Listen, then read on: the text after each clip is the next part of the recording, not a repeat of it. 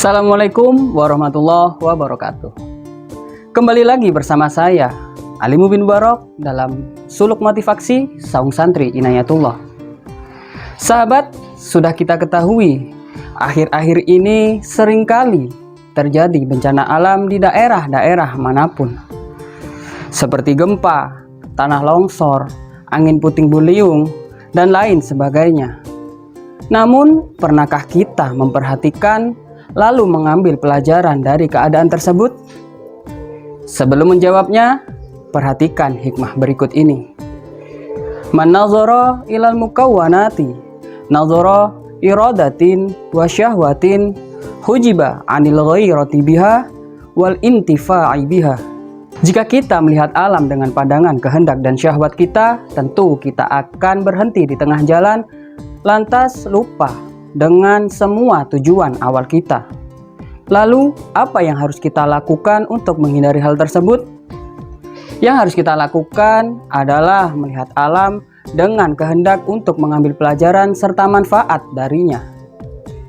Jangan mudah takjub terhadap semua kejadian, entah itu kejadian yang baik atau kejadian yang buruk. Dan juga jadikan pemandangan itu atau kejadian itu sebagai bekal untuk meneruskan perjalanan kita. Seperti contoh, ketika kita sedang berkendara, lalu kita melihat terdapat pengendara lain yang sedang kebut-kebutan di jalanan.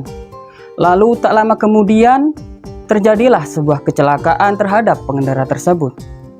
Lantas, apakah kita hanya akan melihatnya, lalu melewatinya tanpa mengambil pelajaran darinya?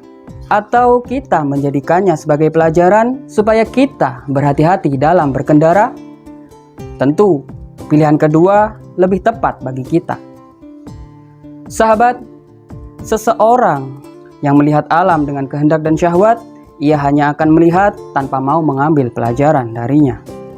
Berbeda dengan orang yang melihat alam karena ingin mengambil pelajaran, sehingga ia bisa mendapatkan manfaat dari perjalanan tersebut. Perlu kita ketahui, maksud dari perjalanan di sini adalah jalan untuk menyempurnakan ubudiyah atau penghambaan kita kepada Allah, agar kita bisa sampai kepada tujuan kita, yakni Allah Subhanahu wa Ta'ala. Jika kita mematuhi dan menaati petunjuk yang sudah diberikan, pasti kita akan mudah sampai kepada tujuan kita. Sebaliknya, jika kita terus mengikuti kehendak dan syahwat kita, serta tidak mau mematuhi petunjuk yang sudah diberikan, kita akan terhenti di perjalanan dan kita tidak mendapatkan pelajaran sedikit pun darinya. Maka dari itu, fokuslah terhadap sesuatu yang sudah menjadi tujuan kita. Janganlah berpaling sebelum kita sampai kepada tujuan itu. Jangan menengok ke kanan, ke kiri, apalagi ke belakang. Hadapkan wajah kita lurus ke depan. Pun sebisa mungkin bersihkan hati kita dari kehendak dan syahwat, lalu isilah dengan iman dan ketakwaan kepada Allah, sehingga kita dilindungi dan selalu dirahmati olehnya. Menyinggung pertanyaan di depan, kenapa Allah menurunkan bencana kepada kita?